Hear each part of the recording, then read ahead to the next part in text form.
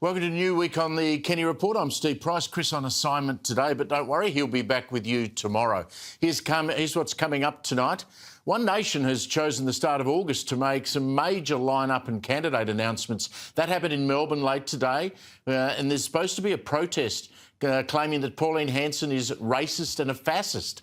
Not much has changed on the podcast front during the 3 decades leading the party. More on that shortly. Victoria's new Premier, Ben Carroll, well, he enters the second week in the job with a ministerial reshuffle on the cards. That's going to happen tomorrow, awarding his supporters. But the big question is, can he really make a difference to an out-of-control law and order issue and guarantee former Premiers Daniel Andrews and Jacinta Allen will front the promised Royal Commission and big build corruption? Deputy Liberal leader David Southwick will join me in the studio. Plus the war in the Middle East. Another day, another Donald Trump promise of a massive attack comes to nothing as the Iranians threaten neighbouring Arab states. News24 defence analyst Peter Jennings will join me as well. But first, as I mentioned, with WA by-election due later this month and the Victorian state election less now than 4 months away, plus New South Wales going to the polls in March next year, One Nation still leading in some polls as the most popular political party in the nation, has started to bolster not only backroom campaigning staff but also announcing a range of upper house candidates for the Victorian election. James Ashby, a regular on this program and elsewhere on Sky, and seen as the Svengali behind the latest popularity of One Nation, with, of course, the indefatigable Pauline Hanson herself. Well, he's been promoted. He's been promoted, you have to say, from Chief of Staff role to Party Director, according to the Australian newspaper today. They also report that Hanson and Ashby have managed to recruit a former senior advisor to Liberal PM Scott Morrison, a bloke called Chris Taylor, who will fill the old Ashby role. Now, the filling of senior roles and indeed candidates with ex-Liberals is to be expected. A lot of coalition-connected members have increasingly become disillusioned, either with the broader party or the current leader, Angus Taylor. And the federal Liberals continue to delude themselves that if necessary, they would not do a deal with Hanson's One Nation if forced into a position of, say, minority government in either Victoria, New South Wales or indeed federally. I mean, you can't convince me that when push comes to shove, that would not happen in the best interests of Australians who want to see particularly the back of the Victorian Labor government after 12 years, or the Albanese government that is currently destroying property prices right around Australia with their tax attacks on investors. But here was Deputy Liberal leader Jane Hume yesterday on your ABC. I've said that we have no plans, no intention. There is no plans to have a coalition with One Nation. That is our commitment. We are already in coalition. We plan to govern as a coalition, as a Liberal national coalition, as we have done for 80 years. You need to note there the word coalition in both of those responses. I mean, the obvious question to Senator Hume, or the obvious follow-up question, should have been, OK, forget a coalition. Will you rule out doing a minority government deal, not a formal coalition deal, if you need the numbers to govern? I mean, I reckon she would dodge and weave, but remember what Julia Gillard did with Rob Oakeshott, Tony Windsor and Bob Catter, what a disaster that all was, when she could not rule in her own right. As I said, a total disaster, but a reality. And if Taylor and Hume need One Nation, that's surely what's going to happen. I mean, how else can you explain the response from another senior Liberal last week on the Today Show, Senator Andrew Bragg? We would definitely work out whoever would be interested in being in a coalition with us if that's what the numbers were. Of course, we're not crazy. If the numbers were the numbers and we had to be in coalition with others, then of course we would be pragmatic. Seems sensible, and that's exactly what I'm saying. Now, I'm catching up in a moment with senior Liberal James McGrath, who always strikes me as being measured and a practical sort of guy, and we'll see what he has to say. I mean, this reluctance by the Liberals to admit that they might need to seek One Nation's help is understandable. I mean, they are caught between a rock and a hard place. If they overcommit and say, sure, we'd work together with One Nation, and then some random One Nation candidate goes rogue, like has happened in the past, well, that says something way out there. Well, they'd be caught up in all of the nightmare of those comments.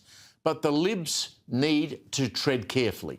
As it stands, the most popular opposition party federally is not the Coalition, it is One Nation. And poll after poll all year has told us the same story. In the end, it might be One Nation offering the Liberals a chance to join a One Nation government. This was Cos Samaras from Redbridge on News24 earlier today. Labor has lost primary votes mainly to One Nation, and it's largely in, as we just touched on, outer suburbs of large cities, but mainly those regional pockets like the Hunter in New South Wales.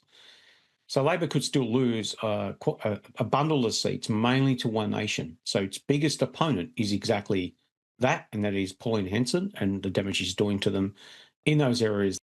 That poll was today in the Financial Review. Now, as a Liberal, I'd be very careful what you wish for. Pauline has a long memory, including serving time in jail, thanks to the Liberal Party. And just an update, we will try and cross to that One Nation fundraiser. It's happening in the eastern suburbs of Melbourne to see how that protest is unfolding. Earlier, an announcement on Victorian upper house candidates that included a former Liberal MP, a former protection officer who guarded Dan Andrews during COVID, and Kenny regular Mark Nicholson of the Please Explain cartoon series. An interesting lineup, to say the least. Now, OK, as I said at the top of the program, One Nation is making a series of announcements about candidates today, principally for Victoria's upper house. You can see the tactics there. If they can get the numbers to hold the balance of power in the upper house, they have a very big hand to deal. As I said, that Redbridge poll in the Fin Review today again has Hanson's party as the most popular in the nation. Joining me now, Shadow Special Minister of State James McGrath. Recent polling also showing improvement for the Coalition. The nation's mood seems to be galvanising against Labor federally, but especially, James, here in Victoria. Yeah, Victoria is looking good for the Coalition. I think Jess Wilson has done a very good job of bringing together the Liberal Party, and obviously they've had a pretty messy history over the last few years. But Jess visited every of the 88 seats just recently. She's got the team, she's got the plan. And you just look at the mess that Labor is with that very botched assassination of Jacinta Allen last week. So, Victoria, yes, is good. The rest of the country is on a case-by-case basis. You just have to look at Queensland. Hello, I'm in Darwin at the moment, but look at Darwin. You look at the CLP, the work that Leah Finocchiara and her government are doing. But in Queensland, with David Crisafulli, Labor still pretty much are on the ropes there. What's the McGrath view on doing deals with One Nation? I take the John Howard approach on this. I think the Greens should be last, Labor second last, and then on a case-by-case basis, because as you pointed out in your editorial, One Nation sometimes do choose candidates who may not be of the best character. So that'll be up to party organisation to go through each seat and say, yes, in this case, we'll spot preferences. Remember that, though, the thing for the Liberal Party and the National Party, it's actually not where our preferences go. We've got to lift our primary vote. And this is the main argument that everyone is missing at the moment. Because what happens in 18 months' time with an election, with where the preferences go, well, I come from a different approach. Let's just focus on what people are saying to us. Let's just bring forward the policies that they want to hear in terms of fixing the issues of whether it's migration or housing, cutting taxes, and have that sustained campaign for 18 months and lift our primary vote. And then it becomes irrelevant in a way in terms of where preferences go. Do you reckon you'll have 18 months, James? I mean, there's some chatter going around about the temptation for Anthony Albanese to go to an early election earlier than when it's scheduled. The one thing we've learnt with the Prime Minister is whatever he says today is a lie, because this guy will not tell the truth. And I'm going to say it. Anthony Albanese is a liar. He's a big, fat liar. He has lied his entire life in politics. Do not believe a word he says. I'm happy for him to sue me, and truth will be my defence here. So if he says we're not going to go to an early election in August, we're going to go to an early election in August. He has lied consistently. Look, I would hope that this government does serve the full term, because the business community certainly won't want confidence, and they don't want the Labor Party playing politics with the Australian economy, which is in a lot of trouble at the moment because of the mismanagement of by the Labor Party and by Jim Chalmers. Liar's a harsh word, but he certainly breaks promises and doesn't seem to have any problem doing that. I mean, the latest example of that was a year ago. He said to the people at Garma, up there where you are in the Territory, that I'll be back every year. Trust me, I'm going to be here. Well, he wasn't there this year because he's on holidays. Hang on, exactly. That's the latest. Sorry, he is a liar, okay? This guy tells lies. He said a year ago, as you pointed out, I'm going to be there in a year's time. I promise you, did the scouts on it, dib, dob, dob, and not here on holiday. He's promised he would lead a very accountable and transparent government. It's clearly not. Luke Gosling is the local Labor MP here. This guy should be stood aside from his position as a special envoy. When similar allegations were aired against coalition members, Peter Dutton and Scott Morrison stood those people aside. I'm thinking of Andrew Laming. I'm thinking of David Van. This guy, Luke Gosling, has been charged, and yet the Labor Party are running a protection racket around him. We can go to the $275 power bills. Hands up those watching this program who think their power bills have gone down by $275. No one's putting their hands up at home.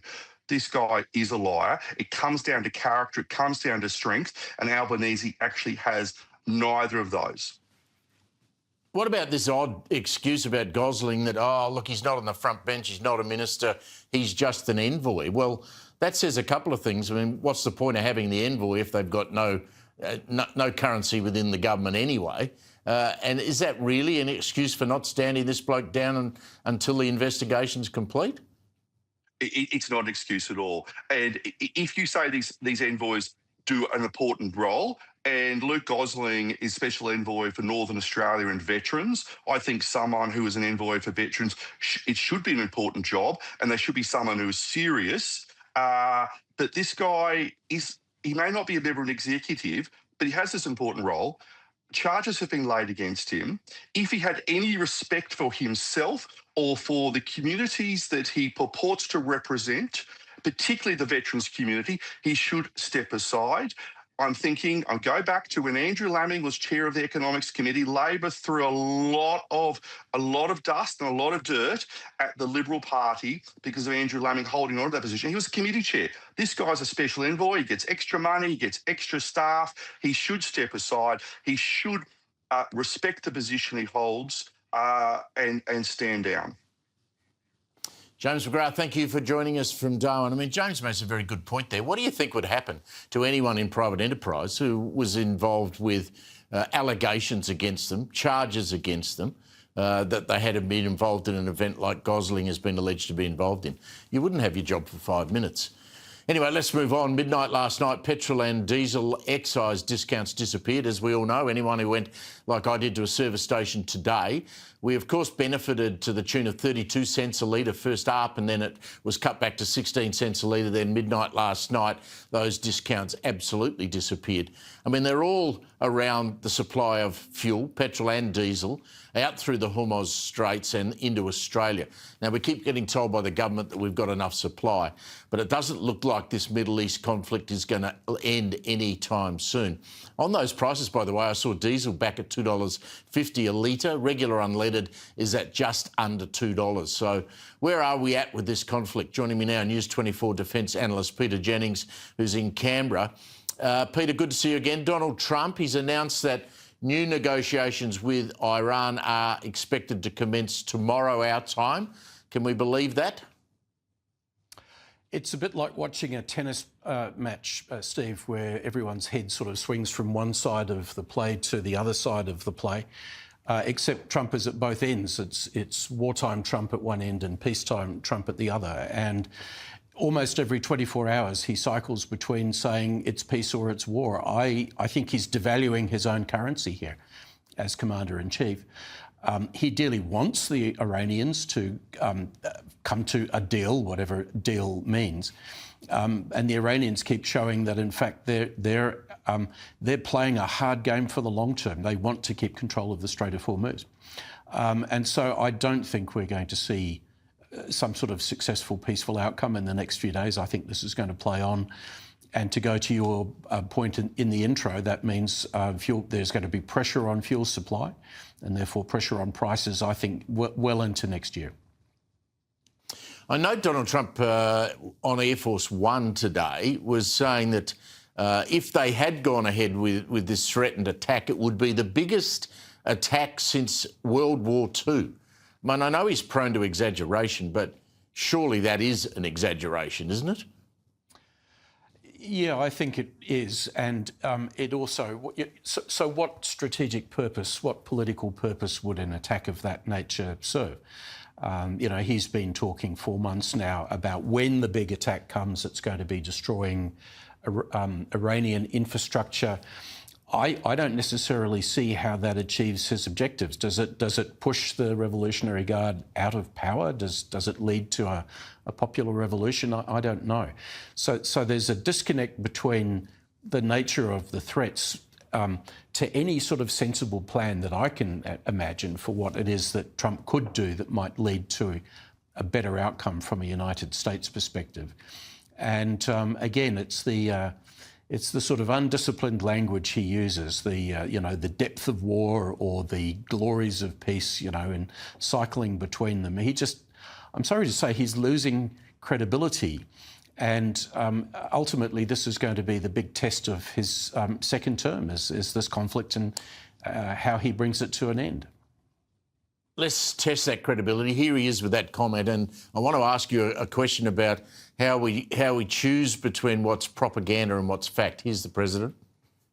There's a deal on Hormuz, and then there will be a deal on the nuclear, or you might call it the denuclearization of Iran. That'd save a lot of lives, save a lot of unnecessary power. To be honest with you, it would take many, many years to ever build it back. If it could, I don't think it would be even buildable back.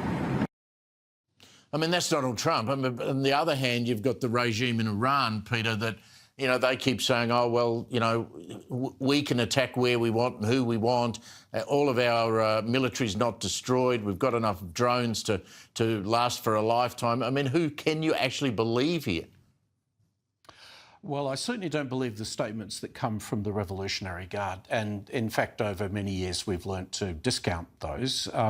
What I do is I look very carefully at the information put out by Central Command in the United States. That's the combatant command fighting the war. And what that tells me is that their military operations over the last 2 to 3 weeks have been very limited, focused on maritime targets around the top end of the Strait of Hormuz. Likewise with the Iranians, judge them by what they do. Their ability to hit other countries in the region has been significantly reduced. They've lost probably the bulk of their missile capability. They still have drones aplenty because drones are small and cheap and they've had them stored underground. But I think the picture for them is that, they're hanging on grimly as their economy tanks. That's their story. I think the underlying Trump aspiration is that they will feel the need to come to the negotiation table because their economy is being destroyed through the American oil boycott. So, Steve, the test is, what are they actually doing on the ground? And when you look at that, it tends to undercut the rhetoric that we hear both from the president and from the Revolutionary Guard. Good on you, Peter. Thank you very much for that. Peter Jennings there. Coming up to a break, it's funny how integrity becomes important when we're months out from an election. Well, we'll discuss Victoria's Big Bill Corruption Royal Commission next with David Southwick.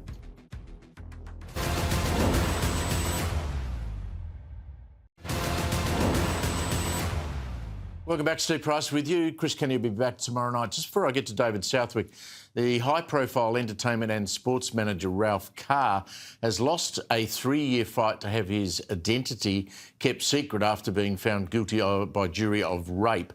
Now, he's 66 years old, very well known, particularly in Melbourne. He's the former husband of the singer Tina Arena, and he was the manager of Richmond AFL superstar Dustin Martin. He's been found guilty of 2 counts of rape and 1 count of sexual assault. That happened last month. He's abandoned his legal bid to extend this suppression order, which was first put in place in 2023. Ralph Carr committed the offences in March 2023 at his West Melbourne home after what prosecutors said was a drink and drugs session with the victim. His defence argued his mental picture is dire as his identity was kept from the public. They now say that Ralph Carr, who is now in custody, intends to appeal the verdict. More on that to come.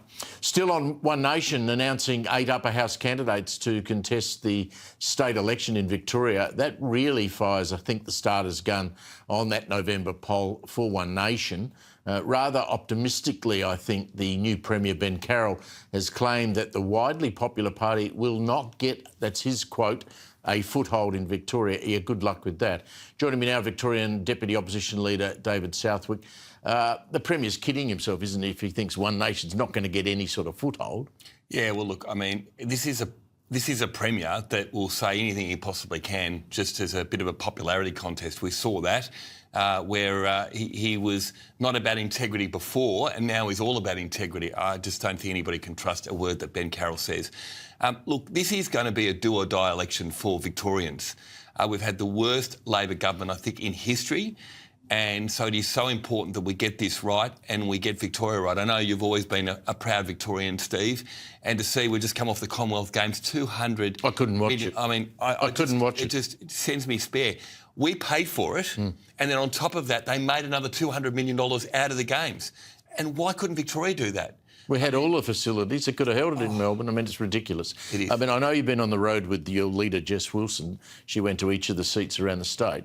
What were you being told by people? I mean, is One Nation's threat real? And do you think it will hamper you winning in your own right? Look, people are angry, and certainly in Labor heartland, they felt left behind. And we see that in not having the basic infrastructure, the roads, the Where do you call transport. that heartland? West? Well, a lot of the west, a lot of the northern suburbs, Yep. Areas that again have always been. Well, migration into those areas, the traffic is a nightmare. People can't get out of their suburbs to go to work. Yeah, and in some of those newer states, people have bought a home, aspirationally tried to buy something for their family, and they take 40 minutes to get up the road to their nearest supermarket. I mean, that's just crazy stuff. So everybody's got to get given a fair go. Jess is great. She's not taking anything or anyone for granted, and we can't. But we've got to be focused on our own job. I think that's what Victorians expect from an opposition. Yes, One Nation will field candidates and they'll do their thing. But the only way to change Labor is to ensure that people vote for Jess Wilson and the government. Well, the Labor government can still do a lot of damage in the next 4 months. So we've got the new Premier. He's had a raft of resignations from his front bench. He's just made a big announcement today saying he's only going to replace 3 that quit with 1 minister. I mean, that doesn't make a lot of difference. Do we believe Ben Carroll when he says he will have a genuinely top-notch Royal Commission into corruption on the big build, and he won't say whether Dan Andrews or Jacinda Allen will be required to attend? This will be a fake Royal Commission. It's a cover-up, and we need a real Royal Commission. And you can't trust a teacher, you can't trust a student to mark their own homework, and that's what we're getting here from Ben Carroll. He was part of the corruption. And now it's just going to be a cover-up to look after former premiers and former ministers and current ministers as well. The only way to get on top of that, and we've already announced the terms of reference, which he's already thrown that out and said we're not going to take that into account. We've said, whether you're Daniel Andrews, Jacinda Allen, former ministers, all of them need to front up. And if they've done the crime, they need to do the time. And that's simple. No one should be immune from attending a Royal Commission. I'm sure you've done the legal work. Once, let's cast our minds ahead, 4 months. You win the election in your own right, you're in government, and the Royal Commission has already commenced. You do, as I understand it, have the legal power as the government in office to shut that Royal Commission down and recommence with a new one. Is that right? Absolutely. Well, we need to give the Royal Commission the teeth that it needs to do the job.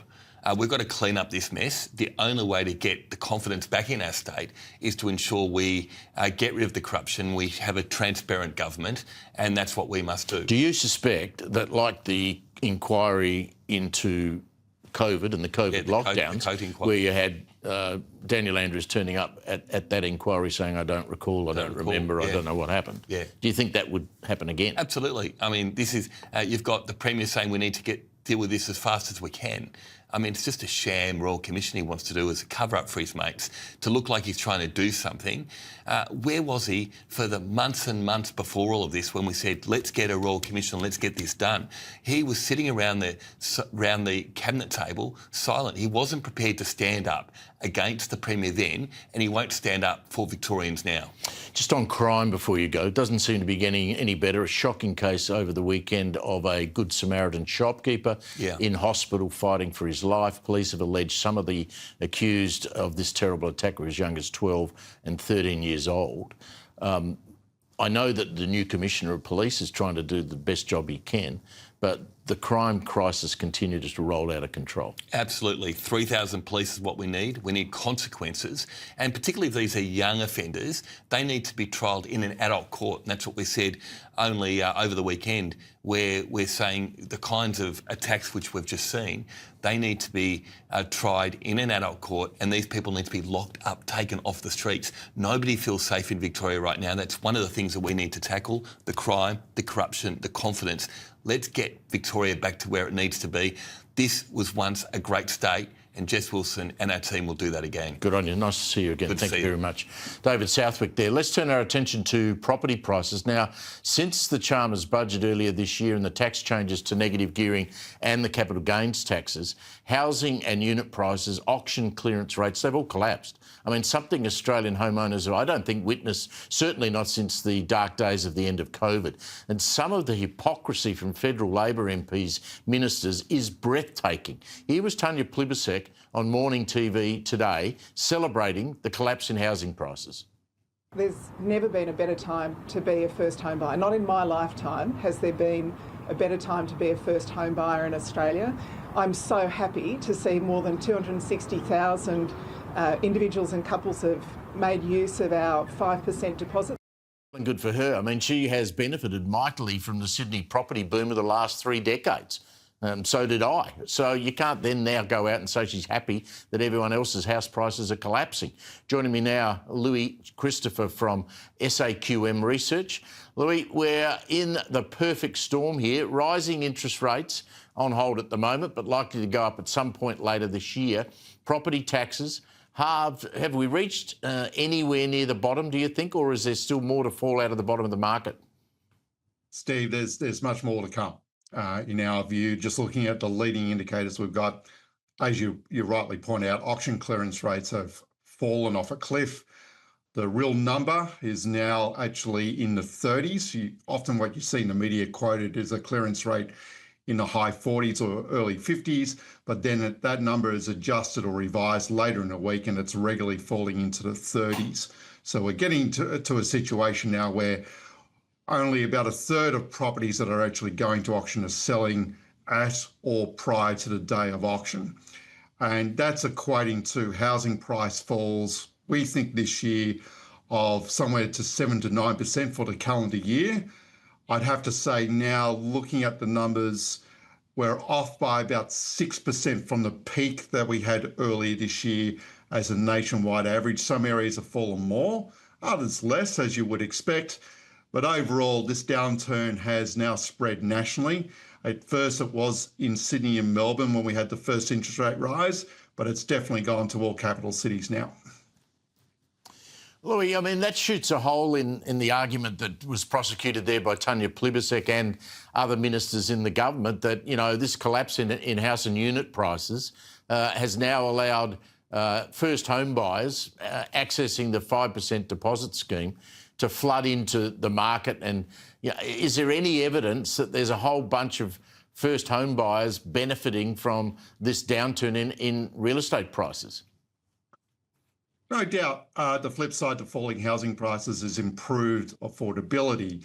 But the issue is for first home buyers, particularly those who bought into the 5% deposit scheme after October, when the scheme was changed to reduce the caps or lift the caps off, through to earlier this year, through to the end of March, we had 120,000 people get into this scheme, and essentially they bought in at the top of the market. So the issue is for first-home buyers who have bought into this market is they're facing negative equity, and negative equity is not a great place to be in. It's not as bad as bankruptcy, but it's about one notch below bankruptcy. It is a bad situation to be in, and this is the issue for first-home buyers right now. Is that yes, affordability has improved, but it's going to be like catching a falling knife. How further will housing prices fall? We think it's going to keep falling until the end of this year at a minimum, and will likely keep falling until we see a meaningful cut in interest rates.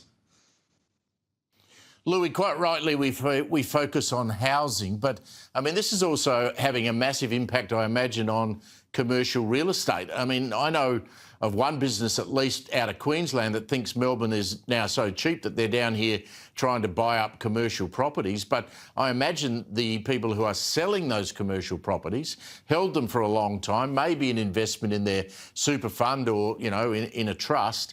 They're now getting hammered because commercial properties also are not selling. Yeah, commercial property has been impacted, particularly office space.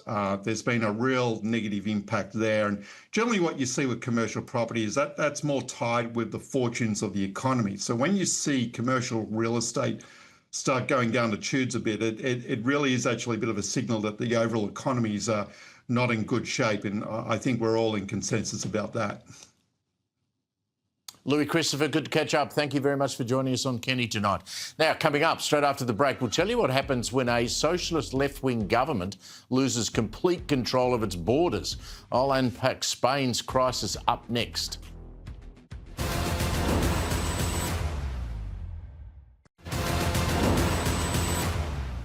Welcome back. We'll have Chris Kenny's panel coming up next. Now, every time since last week when I see those incredible pictures of those Moroccan illegals crossing into Spanish territory, I just can't believe the numbers. I mean, I think it got up to somewhere near 60,000 by one estimate. When you, however, read the background to the Spanish government and the inexplicable law changes, which was basically hanging a carrot out for residency in front of these people, it makes some sense. Joining me now, Kenny Monday Night regular writer and broadcaster Esther Cracker. Great to see you again. Esther, the Spaniards really brought all this on themselves, didn't they? Yes, I mean, I think what I find quite astonishing has been the Spanish Prime Minister's reaction to all of this. So Pedro Sanchez has called the 22 countries that were calling for the Spanish border with the rest of Europe, basically the Schengen zone, to be cut off. He called them selfish and said that they were using this crisis because of their prejudice or for political ends, which is horrifying. Because if you are part of a political union that allows the free movement of people, and then you see scenes like this, like what we saw in Ceuta, where tens of thousands of men have just basically stormed through your border. And a lot of the sort of footage coming from within Ceuta of local Spaniards saying, listen, we can't leave our houses. We've been told to stay indoors. We're running out of food because the police are so overwhelmed by this that we basically have been told to stay put for our own safety. You really have to wonder what happens to go through his head. Bear in mind, this is just coming months after the fact that Spain announced it was going to regularize, which is basically give formal residency status to over 500,000 migrants, many of whom are of North African heritage. And the estimates we're seeing now of the number of people that applied is upwards of 1.2 million people. So more than double of the numbers that were expected. And there are some reports estimating that even the requirement to not have a criminal record to qualify for this scheme were either watered down or done away with completely. So these are the kinds of things that fill people with horror, because in as much as you want to flirt with the left, when you see leaders, left-wing leaders that clearly have no grasp of reality, completely ignoring the situation and pretending like seeing these kinds of scenes shouldn't fill people with horror, this is the kind of thing that makes people lose confidence in the modern political left. Why just men? Good question, because you would assume that if they were actually fleeing for their lives, they would somehow muster the courage to take women and children with them, or even prioritize them. These are the same things that you see. These are kind of sensible questions that you ask, particularly in the case of the UK, where you see all these somehow military-age men crossing the English Channel, or most of whom claiming asylum, and you have to ask, where is your mother? Where are your sisters? Where are your daughters?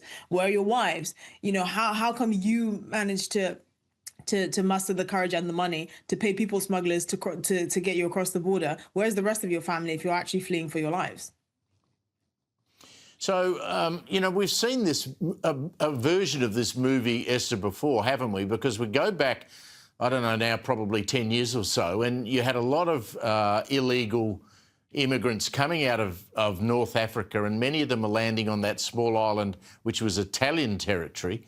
And then what the Italians did, this is pre-Maloney, they basically ushered them through Italy and pushed them up through Switzerland, on into Germany, then on to, you know, in many cases, France and Calais, and they have many of them have ended up in the UK. Yes, absolutely. And you know, it's quite something when you know that your immigration policy, or basically the security of your borders, depends on another country. And even though the UK has left the EU, it still seems to feel that way. We're paying the likes of France and Belgium hundreds of millions of pounds a year to try and stem the tide, and yet nothing seems to be working. I mean, just a few days ago, we had the highest number of illegal migrants crossing the English Channel, 2,000 people in a single day. So, you know, you start to feel this sense of dread that nothing that the electorate, none of the signals that the electorate is giving our politicians is working. And this has been a constant conversation for years, for decades. David Cameron ran on this, you know, subsequent governments, Tory governments and now Labour governments have run on this, and they just cannot seem to get to grips with it. And it's extremely frustrating and dangerous. Well, Australia, of course, had the advantage of being a relatively isolated island. I mean, we had this problem of boat people coming out of Indonesia. Many of them were from places in Africa, and they found their way to Malaysia and then on to Indonesia and tried to get to Australia. So we turned back the boats, is what the policy was, and we actually relocated many of these people to Nauru. Is Andy Burnham got any stomach for doing something like that to stop what's happening in the UK? Well, he doesn't seem to suggest that he's actually serious. He just, you know, has released the usual platitudinous statements about he's going to take it seriously, and then, like Keir Starmer, is likely to be unsuccessful with it. I mean, the irony with the Australia's success with this is that the last Conservative government actually hired Australian consultants, so people from the Australian administration that actually managed to facilitate either turning the boats back or sending these migrants to a processing centre that's not Australia, and then obviously when Keir Starmer came to office, he decided to do away with the Rwanda scheme, which was the only serious deterrent we'd seen in years. So it's kind of embarrassing that public money was spent actually trying to emulate a policy that worked. And then the moment another leader came in, that was jettisoned. And so we've seen the steady trickle of predominantly men, many of whom are undocumented, many of whom we don't know their history, many of whom seem to be of fighting age, many of whom seem to have forgotten that they have wives and sisters and nieces and other female relatives, and have made the treacherous journey from France by themselves. So it's quite disheartening. Reform, of course, has said, just finally, Esther, that they'd use the Navy, which I guess is a version of what we did. Yes, and I mean, Reform's basically raison d'etre in the political sphere has been banging on about immigration. I mean, they're trying to carve a space for themselves in terms of economic policy and welfare and all of that. But this has been the reason why Reform has surged so much, because they have capitalized on the fact that the situation is absolutely absurd. And in as much as the media is trying to, you know, say, oh, this is far right, this could never happen. At the end of the day, politics is a battle of ideas. If no party or no government can get to grips with something that's a serious concern for the British people, however way you feel about it, then you cannot blame people that are offering other solutions. And so get to grips with it or don't complain. Esther, always good to catch up with you. Thank you very much for joining us tonight on Kenny. OK, let's bring in Chris's panel tonight, Caroline De Rosso and podcaster Jamie Johnston. One Nation, We need to talk about them. They went out today and announced 8 upper house candidates to contest the state election. Caroline, I always worry when One Nation announces candidates because at some point it's just 8, but one of those 8 is sure going to have some weird story in the background that someone's going to dig out in the media, or in fact the opposition party, the Labor Party, will find out about it.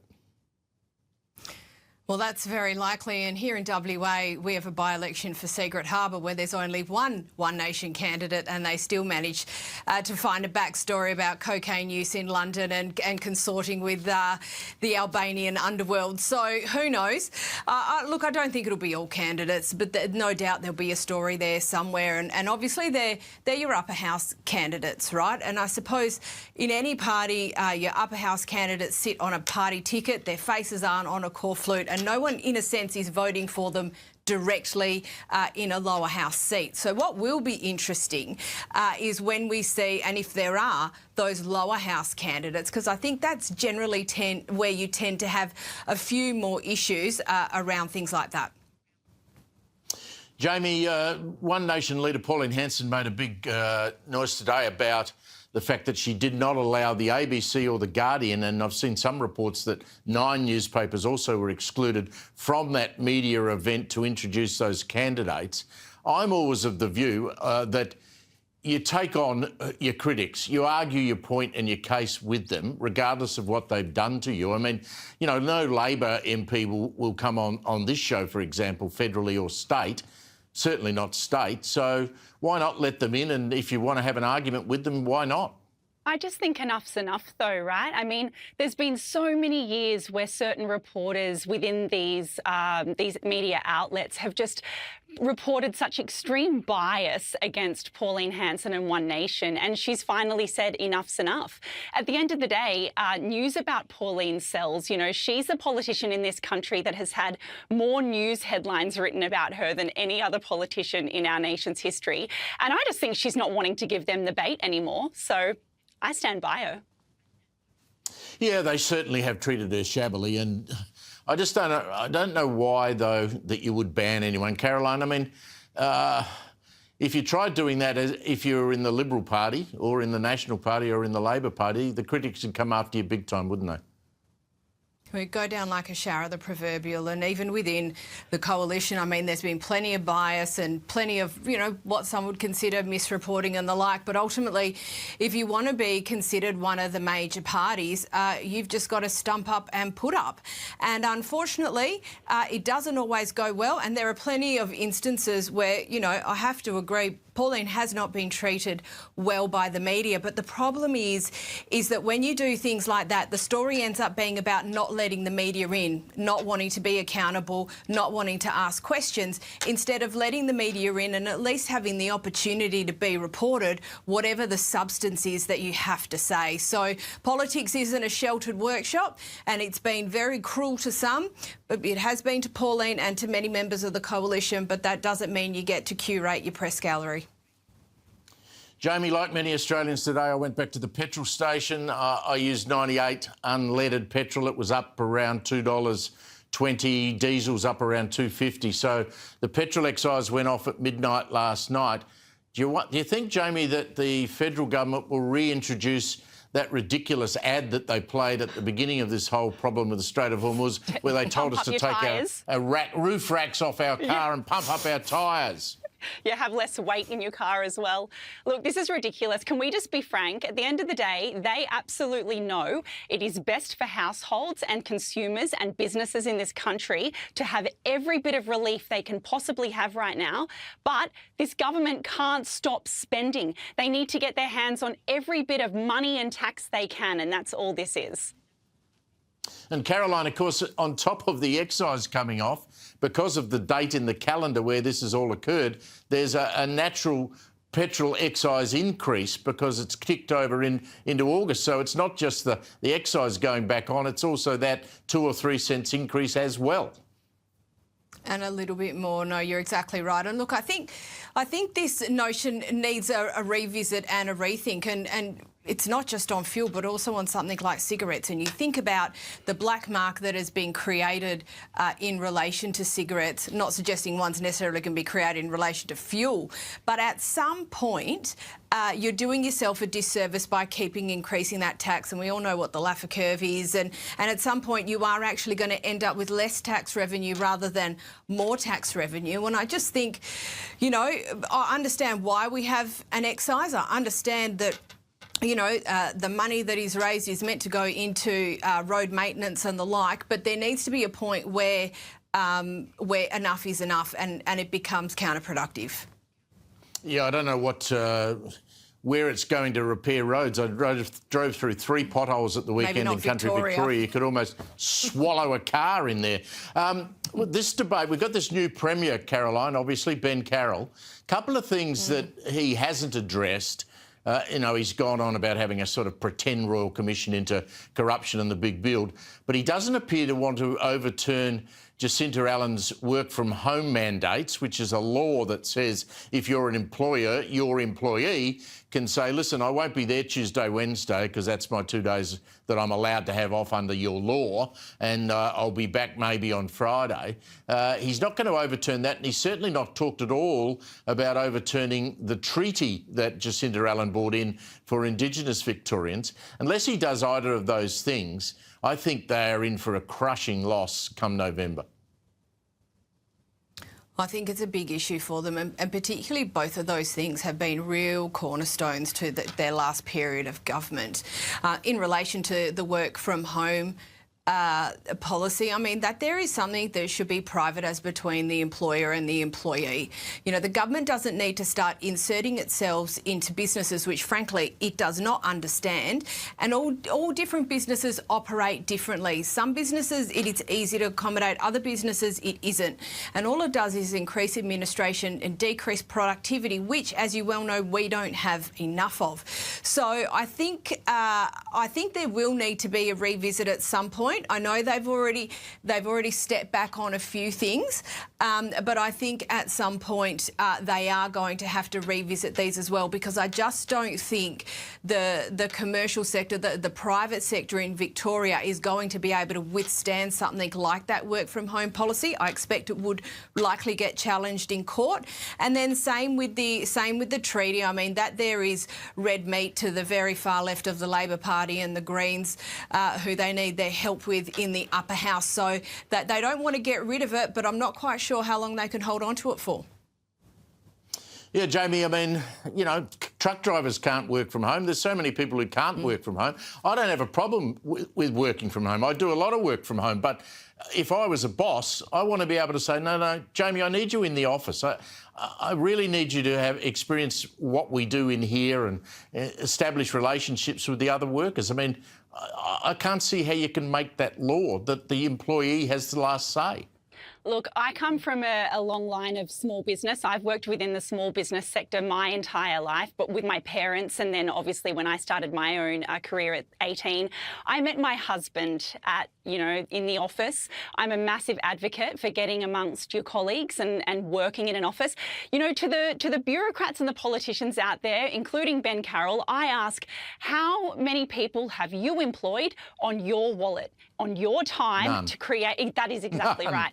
And, you know, interestingly enough, I looked this up today, Steve, and I actually think if the information I found is correct, Ben Carroll's father was a small business owner. He was an electrician. And, you know, I would like to ask his dad, would you like the government to tell you that your staff could work from home when they wanted? Or, yeah, it's just unbelievable.